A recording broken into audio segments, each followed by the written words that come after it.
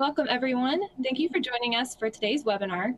My name is Brittany Chisnall with the FreightWaves media team, and I'm happy to present this webinar in partnership with Synoptek.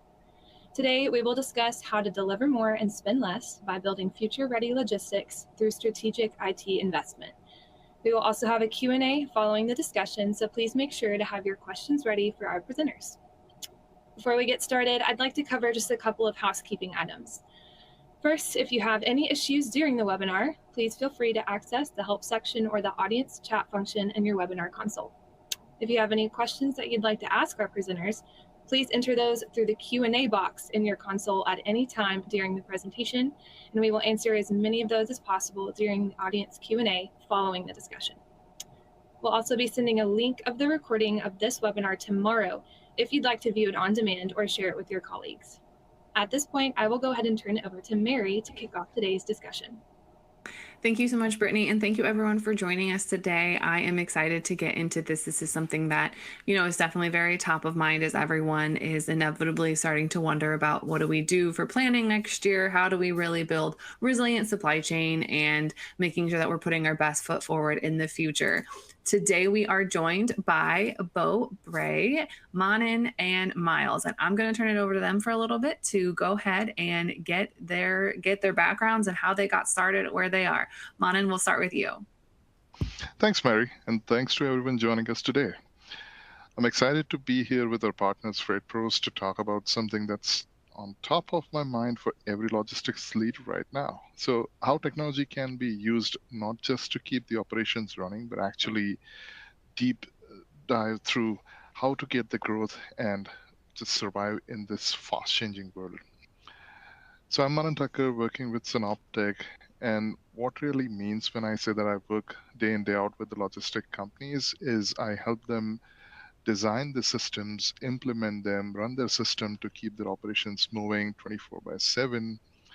And I've been doing this for a lot of enterprise customers throughout the logistics and transportation industry, building and delivering the technology services at scale for them, modernizing their old tech stack, getting them off of certain legacy technology or the infrastructure that they have been using for ages and not able to scale. So we kind of help them. Nowadays, the focus has shifted to a lot of the AI and analytics and a lot of this agentic AI that you guys have heard so far. So that's really changing how fundamentally the industry has been working. And I just not sit at the strategy level, but spend a lot of time going through the weeds and help the operations leader and make sure the technology works for them and not just talking about how technology can change, but actually make those changes. So here I'm excited to walk you through some of the real life case studies and what happens if you make those changes, etc. So I'm really excited. I am excited to get into it as well. Bo, let's kick over to you and how you got started at Synoptek. Absolutely. So my name is Bo Bray, like Mary said. Been at Synoptek quite a while, and I've really spent the majority of my career overall within the managed services space. I got started really because I really enjoyed tech. I really enjoyed technology. I got a thrill out of it and enjoyed it when I was really young, a long time ago, and that has kind of morphed over the years into me realizing, what I really like to do? I really like telling people what they should do with their technology. And so that kind of morphed into this whole idea of, taking other strategic roles within the managed services industry space of, strategic advisory, business unit leadership as well. And so right now, that's what I get to do on a day-to-day basis is help and advise and consult and recommend on what businesses and organizations should do. And as part of that, I really began to dive into certain industries overall, and I've got this, I'll say, length of experience, now in transportation and logistics that I've really been tapping into. So that's allowed me to really oversee and lead the transportation and logistics business unit here at Synoptek. So glad to have everybody here today, and I'm excited for our discussion. I'm looking forward to the continuation of it as well. And Miles, before we get too far, let's get a little bit of background on you before we get into everything. Great. Glad to be here. Miles English. I'm the Chief Digital Officer of Beon, which goes by the brands of Transportation Insight and Nolan Transportation. We're a top 5 tech-enabled logistics service provider with 2,500 employees, 80,000 carriers, and 14,000 shippers. I lead all of technology, which includes product, engineering, infrastructure, operations, AI, and agentic. So I'm actually a customer of Synoptek, and I think together we've been able to form some pretty interesting strategies that I'm looking forward to talking through. I like it. You're the guy with all the tech answers. And I'm looking forward to getting some of those real life solutions because there's nothing I love more than a good success story or a good failure story. You know, we learn from things. I'll try my best. All right, well, getting into it today, this is kind of our agenda for the day. We're going to kind of go over some current market conditions, key changes that leaders have to kind of keep in mind and then overcome, and then also kind of that cost of inaction. So a lot of times we have people who are saying, oh, well, we want to do something, but we just don't know where to start. We don't know, or like the price tag just seems really big because it is a big investment in the future and in setting your company up for success, but also that cost of doing business potentially outweighs the cost of not doing anything, whether that's a high churn of customers or anything like that. But we'll get into that more later.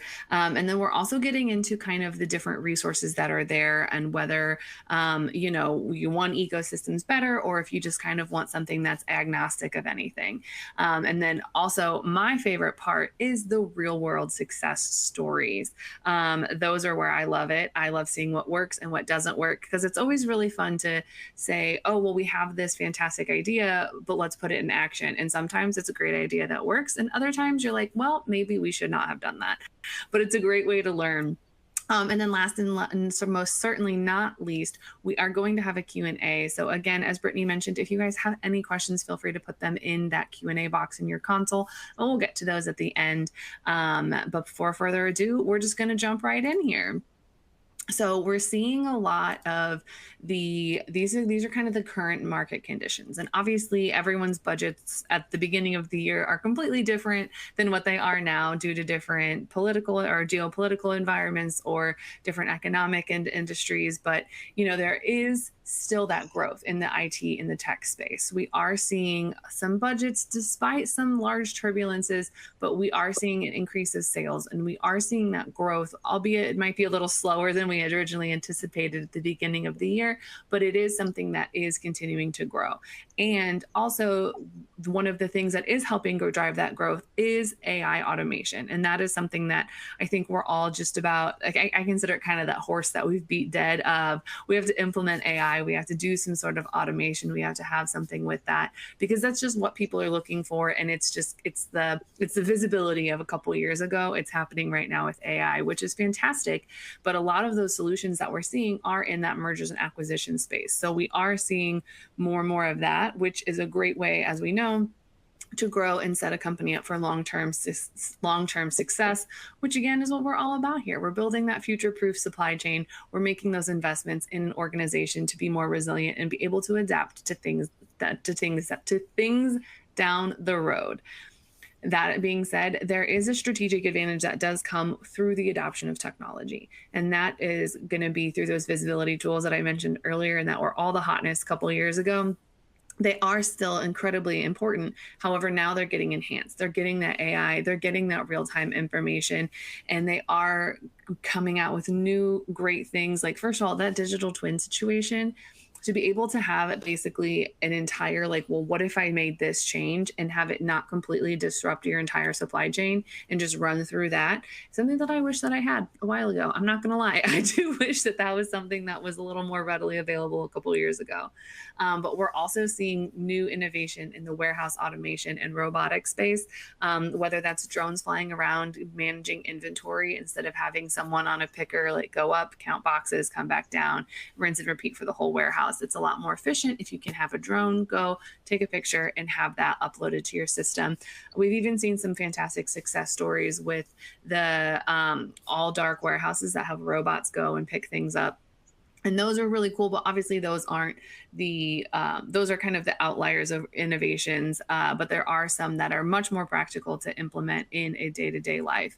And that's really just where it comes down to those partners, making sure that you're working with people that are going to help, that have the same goals, and that do take that collaborative approach with you. So we've as to where companies are looking to spend on tech, we're going to see an increase in integrated ESG reporting. We're going to see those cost analytics. And I know specifically for carriers, for the past year or so, some of them have been running where their loads are barely even cutting or barely even making money. So anything they can do to lower their operating costs and make those and increase that margin is just a win-win. Whether that's 5 cents a load or something more, every cent really matters in that grand scheme of things. And then we're also having those AI-powered procurement tools. And that's really going to help us be more strategic and win more in the areas that we're very successful in. You don't necessarily want to get a whole bunch of business in the Pacific Northwest if you thrive in the Northeast. That's not exactly going to be a great setup for success. And then we are seeing the risk management and those tools really take off, especially with the increase of cargo theft, cybercrime, and then these giant weather events that are disrupting supply chains. Those are going to be where we're going to see a lot more investment happening in the future.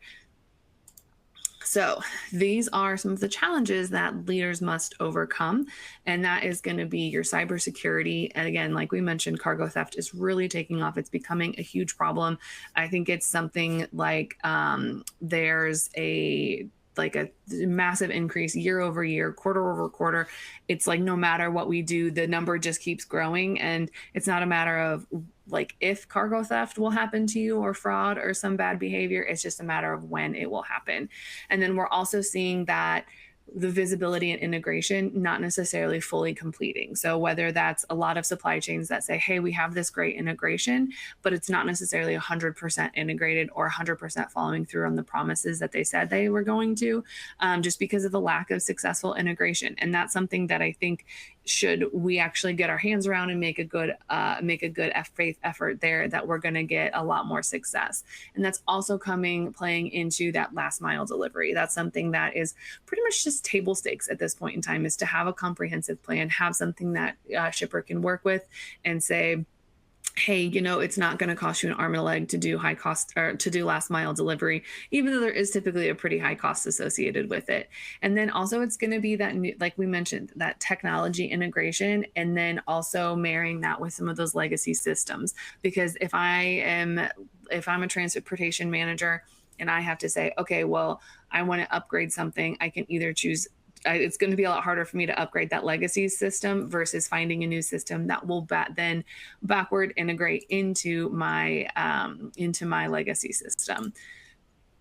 Excuse me. But yeah, so I think at this point in time, I'm going to turn this over to Bo and let him kind of go on with everything. Absolutely. So thank you for that great insightful information too, because it's obviously, kind of key as we walk through some of these next slides here together that we want to cover as part of our conversation. And so, first off, most companies really still think about IT the same way they think about their power bill, right? Something you got to pay and something you try to keep as low as possible. And at the end of the day, you just hope the lights stay on, right? And that's what I would call really traditional budgeting mindset. The problem is when you treat IT like a utility, you really strip it of any of its like strategic value.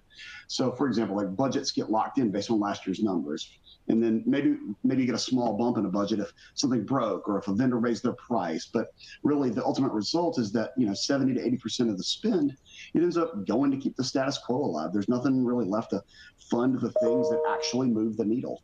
And so now if you contrast that with companies who treat IT as a business enabler, their budget looks a lot less like a power bill and more like an investment portfolio. They keep the lights on, sure, because nobody likes working in the dark, but they also allocate significant capital to things that can actually deliver real returns.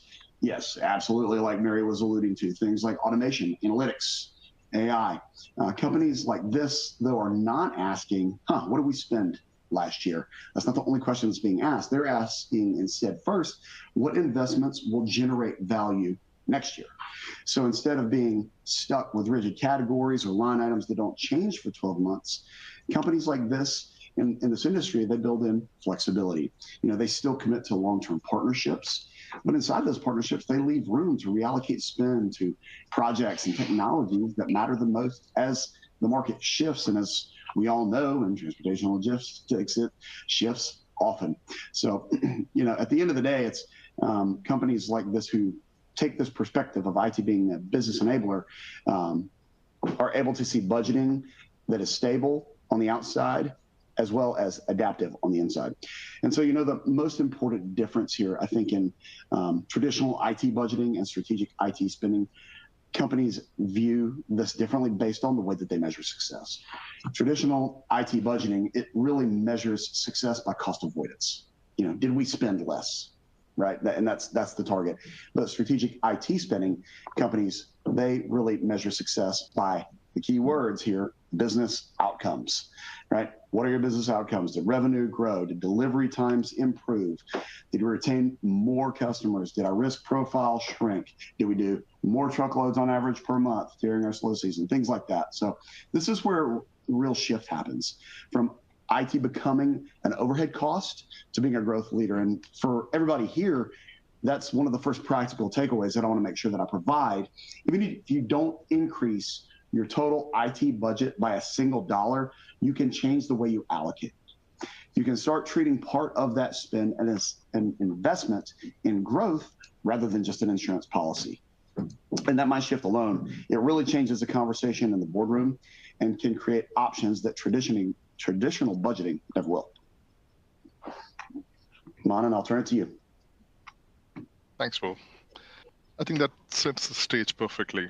Now, let's talk about what if you don't do anything. Now, this is more in terms of it's more dangerous to just keep the lights on, just waiting for something to happen than actually start doing something. You may feel that you're literally standing in this whole storm, but you're actually sliding backwards if you don't do anything. Because the world around you moves so fast that the things are changing every minute, if not every day. So think about how your competitors are doing. If your rival is using the automation and AI and visibility platform for decision making, etc., they're not just getting a little faster, they're actually resetting the customer expectations of what the new normal looks like. And once the expectation reset happens, you can't win it back with the slower, less reliable service. And that's not just a theoretical risk, but it's actually a permanent loss of the market share, which you would not be able to get back easily. Now, the financial side is not just as tough as the technology. The legacy systems aren't static cost. They are actually escalating cost. And we were kind of doing certain analysis a few months ago. We have seen that actually older the technology gets, you need to spend so much of money in maintaining those technology, the kind of workarounds you have to put in, the kind of security loopholes that you have to keep in consideration, and also the kind of talent that you have to keep around and just focus on keeping the lights on or making the system running more reliably. It's quite huge. You need to spend so much of money on that. And that's while you spend all of these money, that's the real tech debt that you are just keep on holding back. So the longer you hold on to it, it becomes quite expensive. There is also the agility. When you're locked into the outdated system, every new generation, every supply chain disruption, or every market shift becomes a fire drill for you. The modern competitors are adopting in weeks. You are stuck adopting in years. And that gap is just doesn't hurt the efficiency, but it directly limits your ability to grow. Like every dollar you spend in maintaining those systems is actually your loss because you're not able to spend on the strategic outcomes or strategic investment that you need to be doing to cope up with the changing world. Cyber threats, compliance failures, or the downtime, these are all financial risk. Even few minutes of downtime, just imagine how much of the business that you're losing. And more on that, it's not just the direct revenue impact, but the kind of customer trust that you're losing. And because of that, I think there is a risk of customer looking out for different competitors who are, nowadays people are coming up with a lot of predictive stuff. Customer gets a complete transparency because of technology. A lot of visibility is given. So all of this is possible because they are adopting this new system. Every now and then you hear about the agentic AI. So people are investing in that. So the practical takeaway in this whole thing is doing nothing isn't neutral. It feels safe right now, but it's actually the riskiest move you can make. The real risk in technology isn't moving too fast. It's actually to move too slow. You might fail fast and you can recover, but if you don't do it, it's going to be way too late. So how do we do it? You need to save some money to really go to that. And Bo, why don't we just talk about how you can save some dollars to really focus that money to somewhere else? Yeah, absolutely. So to address that directly, I would say that when people think about IT savings or cost savings, specifically, their mind goes to IT savings in this, right? That's number one. And when that happens, the next thing that typically pops into most minds is imagine cutting projects or slowing innovation. But the unfortunate reality is that that is not realized that there are a number of levers that leaders can actually pull that don't shrink capabilities at all. And there's levers that can be pulled that actually expand an organization's capabilities. Let me walk through a couple of these that we see work time and time again that I think are important to kind of hit, so that if you take any of these actions yourself, you can realize savings as quick as possible. So first is outsourcing. And obviously, that is one of the key components, and it's outsourcing the right parts of IT. So for example, moving from a patchwork of in-house operations to a managed services model, it gives you predictability. So instead of firefighting, you get 24/7 coverage, you get standardized processes, you get access to individuals who have a deep wealth of knowledge where you don't have to go hire an actual resource and bear that burden. And so therefore, all of these things often yield, 25 to 45% of lower costs, obviously depending on the tech that's outsourced, but it's one of the fastest ways to stabilize an IT budget. Second, the cloud, and I'm not talking about cloud adoption here. What I'm talking about is what we see, which is almost every company that I meet is paying for licenses, storage, virtual machines, things like that they don't even use anymore. They don't know who set them up. They don't know why they're there. They don't know what integrations are part of them. They don't know what apps are running on them. And yet they're spending thousands of dollars every single month on ghost VMs, if you will. Cloud optimization is not one of those sexy topics, but it's powerful in terms of dollars and cents. And when you align your consumption with actual demand, you're only paying for what you need. Does anybody else have the urge to sing the Liberty Mutual theme song after I said that? Because I did. Anyway, but seriously, in logistics, where volumes fluctuate daily, that elasticity is worth its weight in gold, really. Next, the third is automation. If your teams are still manually updating shipment statuses, reconciling billing, or planning capacity with spreadsheets, you're burning hours on tasks that software can do for you in today's day and age. Robotic process automation, was mentioned earlier, RPA as it's called, or AI-driven workflows. They can free people up to focus on exceptions and strategic work instead of repetitive clicks. Another way is vendors. This one's a killer most of the time for organizations. Most organizations have overlapping tools. It's just a fact of life. Things exist like multiple systems for tracking, multiple systems for billing, multiple systems for ticketing, multiple phone systems. And if you've gone through any type of merger or acquisition, which obviously the likelihood is very high in transportation and logistics, it's usually doubled. So consolidating vendors, it not only saves money through volume discounts, but it reduces the complexity of integration and training. And here's the underrated part in this.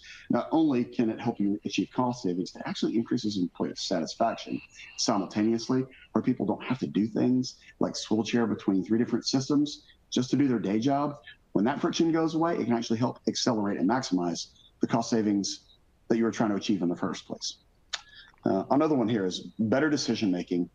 This is where dashboards, real-time analytics, business intelligence, they all come into play. When you can see like routing inefficiencies, fuel burn, or underutilized carriers in real time, you can fix them in real time. That's literally money back in your pocket, right? And lastly, like legacy modernization. And when we talk about legacy modernization, I'm going to challenge and say that I mean this in a way that is phased, not big bang. So too often I see companies that they delay modernization because they think it's like this massive one-time capital hit. It's going to blow up their CapEx budget. And it doesn't have to be. It can be phased incremental projects along the way that lead to a massive transformation kind of like a snowball rolling down the hill. It gathers more and more and more as it goes, and the impact gets larger and larger. So replacing high maintenance legacy systems like this, piece by piece with modular solutions, it can actually reduce costs. And then I would say this, the key point here that I want to make sure that everybody walks away with, like if you are taking copious notes, well, let me re-say that. If your AI bot that you have listening right now is taking copious notes, the key point is this: cost savings in IT is not just about cutting. They're about being smarter, whether that's streamlining, consolidating, automating, and aligning spend with business outcomes. And every one of these approaches is really something you can start exploring right now without having to wait for a giant transformative initiative. So that being said, I'll go ahead and turn it back over to Manan to talk about some of these tangible outcomes. Thanks, Bo. That was quite interesting how you do it. There are a lot of different options you've given, but I think I can quickly talk about if you do any or all of that, what kind of business outcomes that you're looking at. Specifically, when we talk about the technology transformation, it usually sounds abstract. I mean, you've heard many people talking about the automation and AI and the data insights and all of that. But what exactly does it really mean? And what is exactly changed in the business? And you can see here on the slide, there are different examples that we have given, what kind of tangible outcomes that we have got. So let's start with the efficiency. In practice, that means that let's say we're talking about the tracking. So that means that the trucks that don't have to be manually tracked, because 85% of them update automatically. So you can literally optimize the operations cost, like the tracking that you have to do. Now, many ways people think about, let's say, using some offshore firm to really do those kind of tracking and operations and do those updates. But how about that being done automatically, and you don't really have to have anybody really touching those things? It means that the shipments that build themselves through the EDI instead of someone rekeying the data at night. It means doubling the overall productivity without doubling the headcount. And that's the kind of leverage the companies are looking for right now. Everybody wants to improve their margins. They want to reduce on their OPEX and really kind of divert those dollars to do some strategic work. And they want to do it faster as well. So then there is an acceleration. When your systems are unified and automated, you don't just get the faster transaction, but you kind of unlock the scale at which you can do it.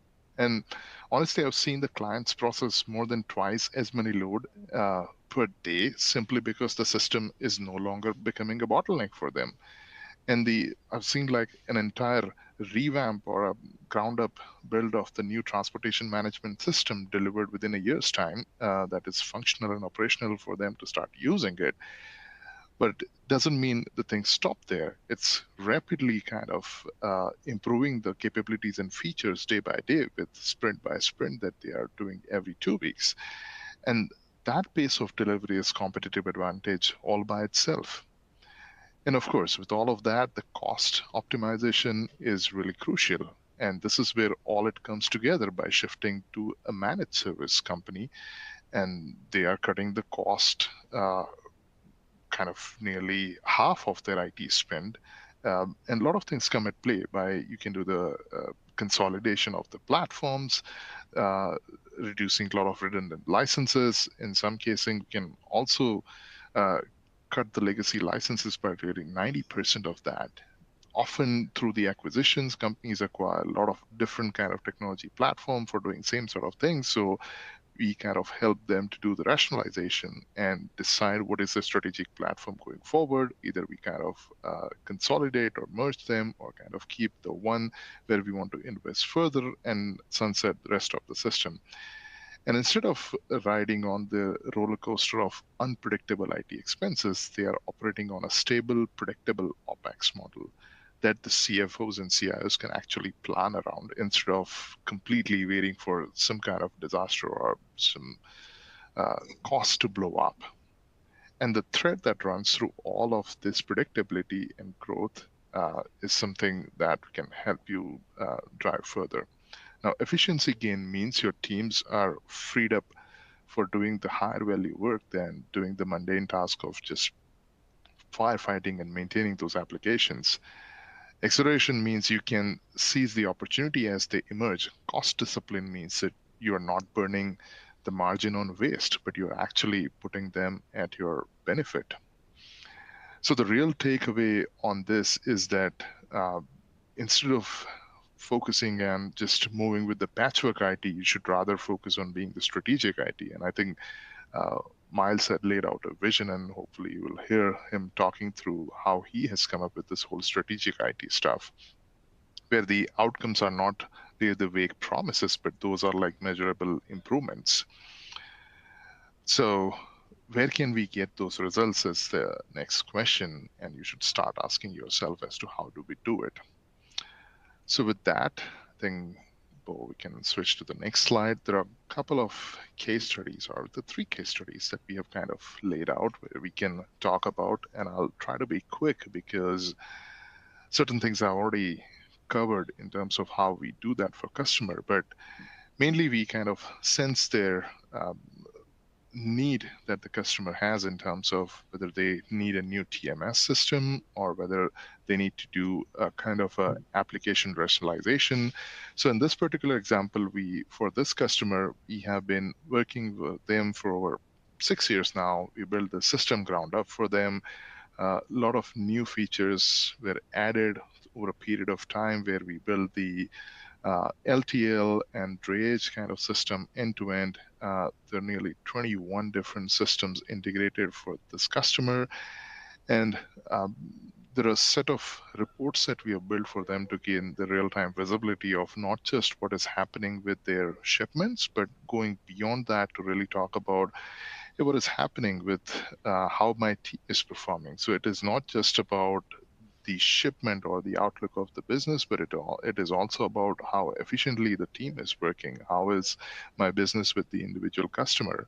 And with all of these kind of system portfolio, you can see here there are a lot of good tangible results that we have achieved, like 250% increased in the overall transaction volume. As I was talking about the automated tracking, we could achieve the 80% of automation through that.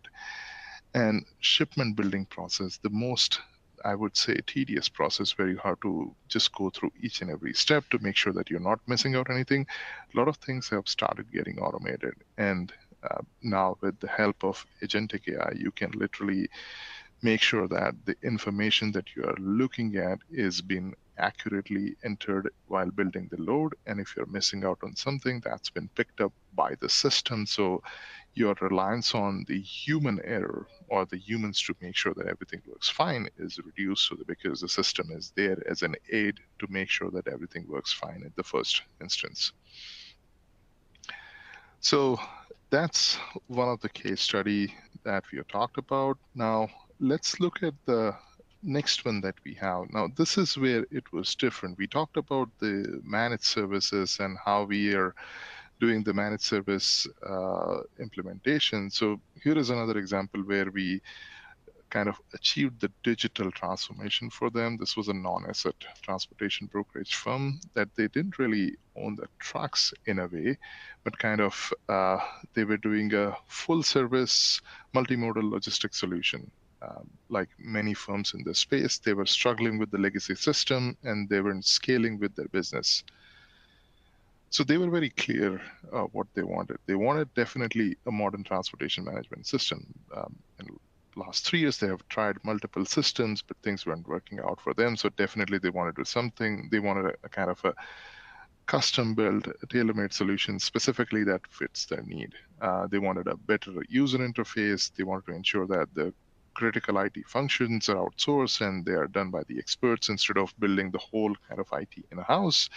And they also wanted to see that the leaders were not just getting this full sense of what is happening with their business, and they wanted to see a complete visibility of their operations, their kind of outcomes, their business, their financials, etc. So we kind of partner with them and kind of build the example that I was talking about earlier, that we could build a TMS ground up within 12 months of time, is one such example where we kind of developed 500 plus prototype more than 400 user stories and gave them many different kind of demonstration to achieve a kind of transportation management system that they wanted. We did a lot of automated workflows. We built a complete ground-up data warehouse for them with can of reports that they can use right out of the gate. And with all of that, we could actually wrap up everything by managing and maintaining these applications 24/7. And that has given them kind of the result that anybody would have always wanted. It sounds dramatic, but those were the actual results. Like their on-time pickup increased by 56%, and the increase on-time delivery was more than 50% on that too. The pre-booked load, they heavily relied on the pre-book and the contracted loads. Those were boosted by more than 60%, and the carrier utilization was improved by 20% with a lot of backhaul planning that we could achieve for them. And with all of that, we could cut the average load tender processing time down to under 2 days. So this is where speeding up the cycle significantly has helped them in bringing down their overall operations cost too. So with all of these things, in short, this was not just about the new technology or new shiny stuff that we have built. It was more around how do you want to transform their operation to be faster, smarter, and more reliable.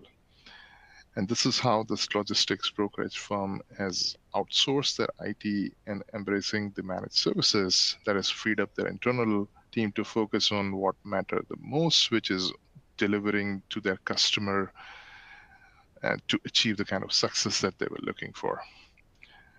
And with that, I'll try to be quick on this one. It's another case study where it's kind of an example of how this company was facing the challenges with their application and the infrastructure, and we kind of helped them enhance their IT infrastructure management, their end user support, and provided the high-touch support and robust security, and this has helped them reduce the cost risk while creating a comprehensive strategic roadmap for 5 years. And we kind of helped them in driving that journey year over year to make sure that we start with something small, eventually focusing on each business drivers and making sure we get the desired outcome that they're looking for.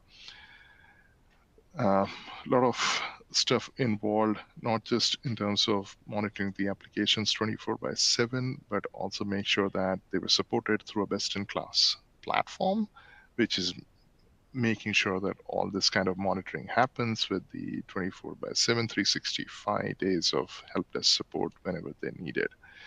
So IT support is not just about keeping the system running, it's also about creating a resilient, scalable foundation that frees the business to focus on innovation and customer service.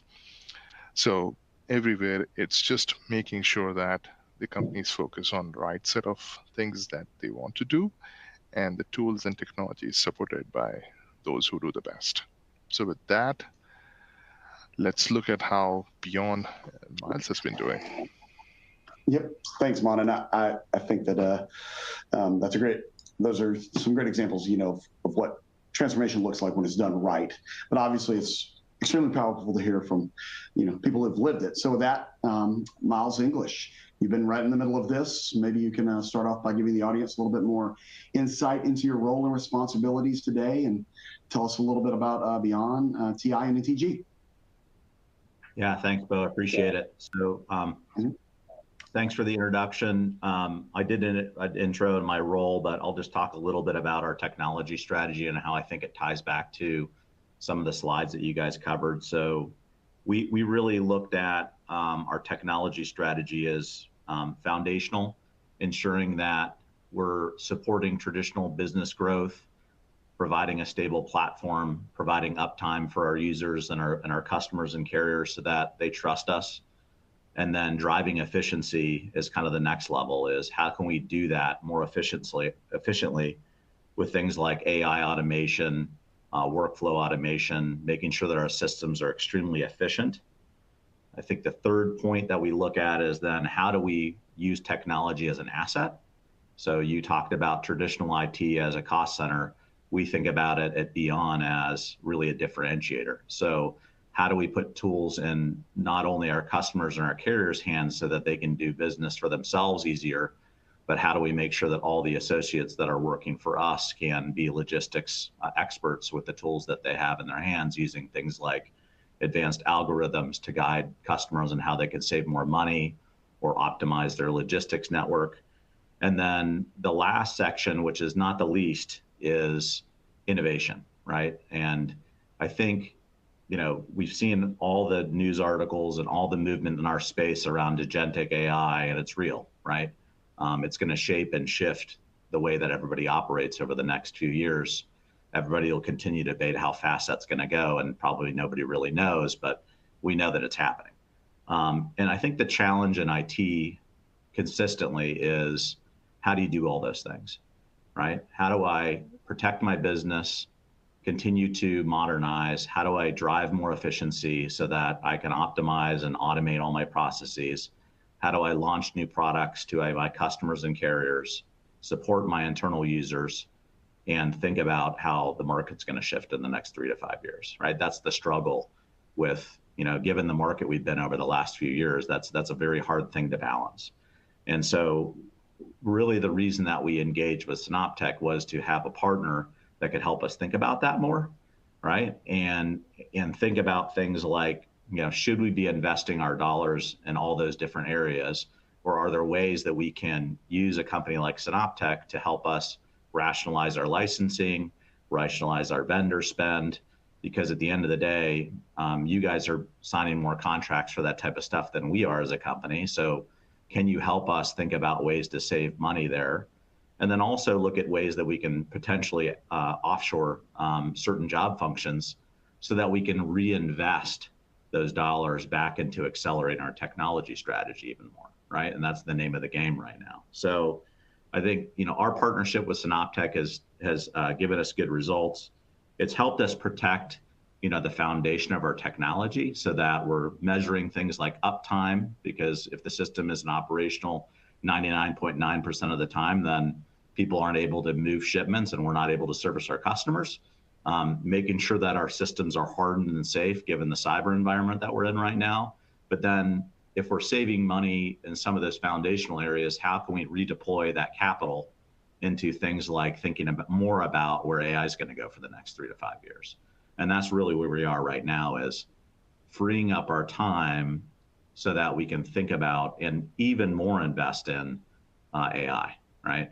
Because we know that's going to be a big disruptor out there. And that's something that we've been focused on for years and been a leader in, but we know that that's something that we need to make sure that we're spending enough capital on and enough time on because of the changes that are going to happen over the next few years. So Synoptek's been a good partner with us across each of those different levels of our tech strategy. And I think we're starting to see some really good results there. And I think we're really excited about, continuing to roll down that path and be even more innovative as we kind of get through our technology strategy. So and if I can, I might answer some of the questions as I talk about our strategy that have been posted out here online. Is, some of the things that we look at now is, yes, how do you think about EDI, right? Which is a legacy technology, right? That everybody still uses. But how do you start embedding things like AI into that, right? How do I start doing load building using things like agentic AI? And I think it's not a binary thing, right? It's we as a business love EDI. It's stable, it's secure, everybody understands how to do it. But I think the question is, what about the business that we're not using EDI for? Are there ways that we can look at all the emails that happen across this business and use generative AI to read those emails, format the emails, and use APIs to call our TMS and do automated load entry? How do I use EDI and AI together to help cleanse data that isn't clean, so that my EDI, rate of transfer into my system is a lot cleaner, right? Those are the ways that we're looking at AI as a supplement and a complement into some of these legacy technologies to make it even more efficient, even if they have been around for quite some time. And I think the other thing that we've done as a technology leader out there is, we have a true technical product function in our company, right? We don't see IT as an IT operations only function. We see technology as a product. So when we think about things like RPA, which the new RPA is really agentic AI, right? We have a technical product function that works hand in hand with our business and our users, looking at opportunities where we can find ways to automate the business process. And those people are really experts in how not only the tech works, but how every single process within our company is different, and ways that we can standardize it, and then the ways that we can use AI to kind of automate each of those steps. I'll take a breath there. That was a mouthful.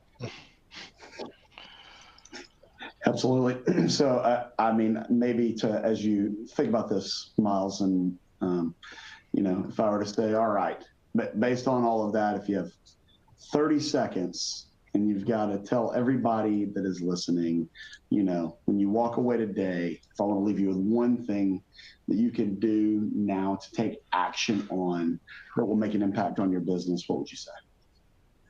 I mean, I think, Bo, it's what I said is, right? Every single company, I think, is dealing with priority constraints, right? There's probably too much work to do and not enough time and not enough resources. So, the reason that, we partnered together was, how do we free up time for our people to focus on the things that are really good to differentiate our business with technology, right? So I think that's the thing that I would ask everybody to do, is like focus and be very focused on ROI, business outcomes, and ways that you can save money in IT where maybe it's not adding so much value, and redeploy that capital into things that are really going to drive business outcomes, business value, right? Because that's what we're doing. We're always scrutinizing what we think we can get the return on investment on in our technology, and we're tracking it and we're monitoring it, and we're realizing the gains through that. And that's a muscle that, traditionally IT hasn't always had, but I think we've grown those muscles pretty well. And that's kind of just our culture now, which is really good. But it relies on a really good partnership between the business and IT to be able to do that. So that's my one thing. It's actually to focus on multiple things, but because AI is coming, but figure out ways where you can save money so that you can spend more time, right, on the things that are really going to change over the next 3 to 5 years would be my recommendation. Awesome. Thank you so much, Miles. Really, really appreciate you going through that and talking about what a journey actually looks like to those of us in the middle of it right now. So what I wanted to do quickly here really is to talk about something that we've learned a lot and it's taking care of hidden inefficiencies in IT spend. And so as part of this, that's why we put together what we call really a cost optimization workshop. And I just want to be super clear up front.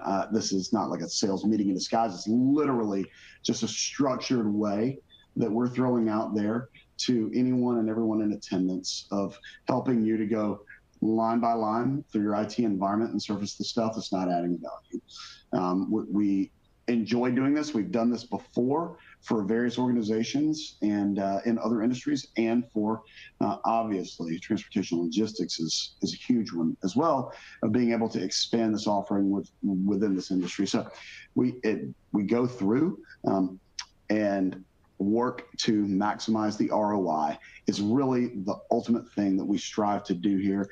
I mean, this really is not, I'm going to say, rocket science at the end of the day in this offer, but the big thing, and the truth is that most teams, they don't really have the time or the framework to go do it themselves. That's why we built this, and that's why we do this. I'll say for Miles, we literally did this with them. That's where we started. And just to say, hey, here's what we found. Here's some actions that can be taken, and you can go as deep as you want to in this. And so obviously, this is something that we're offering. And even if you don't end up doing any work with Synoptek, that's quite frankly irrelevant. That's not the point. We just want to offer this up as something that we like to do and try to help those who are interested in this type of thing. So I think that we've got a poll out here. And I think we want to get a quick sense from everybody. If this would be valuable, would you just let us know in this poll that's popped up on the screen? It's, again, purely informational, no commitments or anything like that. It's just, would you be interested? So we'll do this, and then we'll jump right into Q&A right after this. Yeah, so if anyone has any more questions, I'll leave the poll up here for a little bit more, but if anyone has any questions, burning questions for Miles, Manan, or Manan or Bo, please feel free to enter them, and we will try to get to as many as we can. But I think we'll just kind of let this poll sit for maybe another couple seconds, and then we'll just jump right into that Q&A. Or we can leave the poll up while we do Q&A. Do you guys have a preference? Why don't we can leave it up while we do Q&A. That works. Perfect. Well, we are going to jump right into Q&A here. Again, if you have questions, please feel free to submit them in the box. So one of the questions is, what is the approach that you use to identify RPA opportunities within the business, and how do you achieve buy-in for IT to partner with business stakeholders to do this? Bo, we'll start with you. Yeah, for sure. I'll start, and I think Manan will be a good one to follow up and provide some additional detail on. But because I'm typically the one that usually ends up developing the approach and talking about it. So here's what I do. Where I start is to work directly with the business stakeholders to look at existing business processes, whether that's standard operating procedures, informal processes that are in function, and go look where use cases do not exist. That's one approach that I often take. And what we do is we go on a hunting expedition. We go look for those repetitive rule-based tasks that are performed within the business, often with high transaction volume. Those are typically the areas where we find where automation can really drive speed, accuracy, efficiency with implementing an AI or a automated based solution. Now, that is one type of approach. The other approach that we follow here is there are companies that already have use cases, and they bring those use cases to us. And we go through them together to vet whether they meet some of those rules that will really provide, and this is the key point for us, is it going to give you the ROI that you want? Right now, Miles touched on it as well, generative AI, specifically conversational-based AI, all of those types of intelligence are great, they're phenomenal. But what we have seen, a lot of times they can just turn into really cool art projects. And what I mean by that is, sounds really cool on the surface, but doesn't actually have any business value. So what we try to do is go map out the ROI to the solution that we're talking about, which is why we go then look at the use cases if someone already has them. Those are the two different approaches we take. So, interesting take, Bo. I think agree with all that you said. Something more on top of it, and I would try to talk some real examples. I think the meat of it starts with talking to all the business stakeholders. I mean, by the definition itself, we are talking about the process automation. But I think the key importance here is identifying those use cases where you want to do the automation. And it just doesn't start with simply looking at, hey, these are the places where I just want automation, but really look at what kind of ROI that you want to build out of that. And maybe you don't really need something to automate, but you want to just completely change how you do certain things. For example, when you are dealing with, let's say, all the shipment status updates, there are a lot of carriers who provide the updates through their portal. So you might easily find a kind of a bot which crawls through all those different status portals and kind of get the data for you. That may save a lot of time, and it might be more productive to have those kind of cases. A lot of reconciliation efforts are also done when we talk about the invoice processing and the billing and reconciliation of that. Now, a lot of solutions are available out there. Many times you're using like things like TriumphPay or ePay, which has come up with certain really good use cases. So how to make sure that between your transportation management system and the kind of systems that you're using, if there are any gaps, how do you bridge those gaps with these kind of automation that you can achieve through this? And making sure that many a times you've seen that there is an orchestration that is done by these kind of agents or the bots, which helps you to keep everything connected. Because in logistics world, you by far everybody would have discovered that every now and then there are a lot of new players coming up with some kind of groundbreaking products, and then you need to make sure that how it integrates with your system. So while you can consume the APIs and have those connections, it is quite important that you kind of have your orchestration done through these kind of agents or bots. Document processing is another example where the PODs or BOLs or rate confirmations and all of that has kind of become a quite easy to implement and a go-to use case, where a lot of the commodity tools available out there with just certain quick and easy turnaround, you can try out and test certain solutions, and that might start working for you immediately, and that would save you a lot of hassle. The productivity improvement and the efficiency gains are going to be there through that. We can talk about those kind of use cases, but typically how we do it is to conduct a one-day workshop with the business, kind of source the ideas, do a heat mapping of what makes more sense, and then kind of propose the implementation roadmap for that. I love where these questions are going. We have a very little bit of time left, so I'm going to hit a real quick one to each of you. And Manan, will have you start off. What do you think is like the number one thing that you need to do when you're first starting out? Like if you're saying, hey, okay, we want to modernize things, we want to be a little bit more agile, we want to really invest in our technology. What's the number one step that a person needs to take?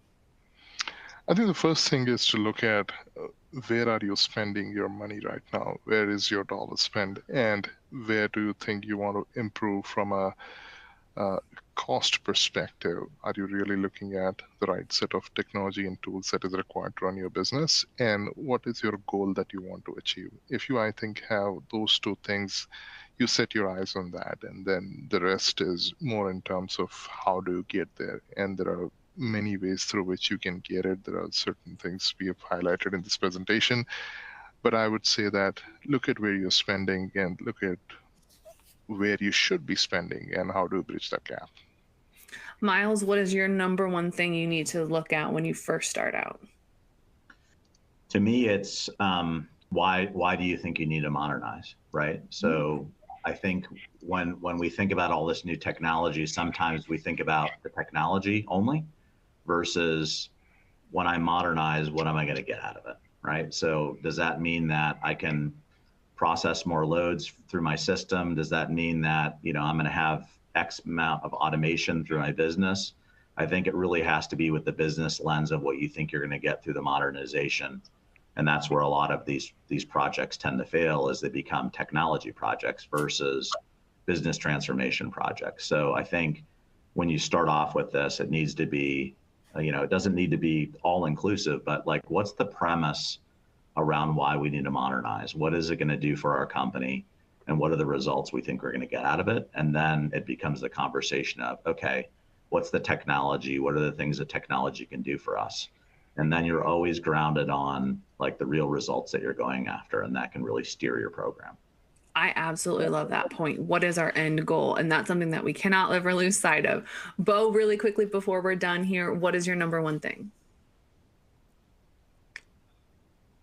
Yeah, I would say, first and foremost, have a plan.